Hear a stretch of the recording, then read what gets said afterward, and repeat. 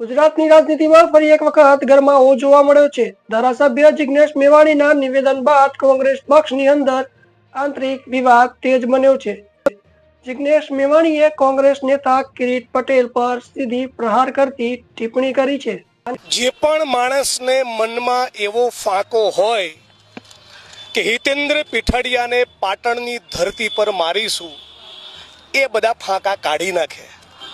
અમે આખી ગુજરાતની સરકારને ઊંચી નીચી કરનારા માણસો છીએ.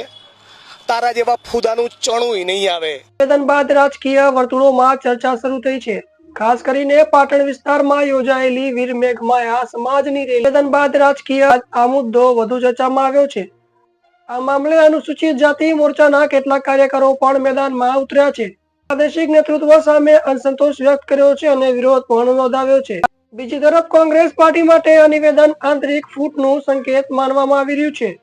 પાર્ટી હાઈકમાન્ડ માટે હવે આ સ્થિતિ સંભાળવી એક મોટો પડકાર બની શકે છે. હાલ તો આ મુદ્દે કોંગ્રેસના વરિષ્ઠ નેતાઓએ કોઈ પણ સત્તાવાર રીતે પ્રતિક્રિયા આપી નથી. રાજકીય નિરીક્ષકો માને છે કે આગામી દિવસોમાં આ વિવાદ વધુ ઊંડો બની શકે છે. હવે જોવાનું એ રહેશે કે કોંગ્રેસ પાર્ટી આંતરિક વિવાદને કેવી રીતે હેન્ડલ કરે છે અને શું નેતૃત્વ તરફથી કોઈ સ્પષ્ટતા આપવામાં આવશે કે નહીં. આ હતા આજના મોટા સમાચાર. વધુ અપડેટ માટે જોડાયેલા રહો DM90 news digital Gujarat digital news.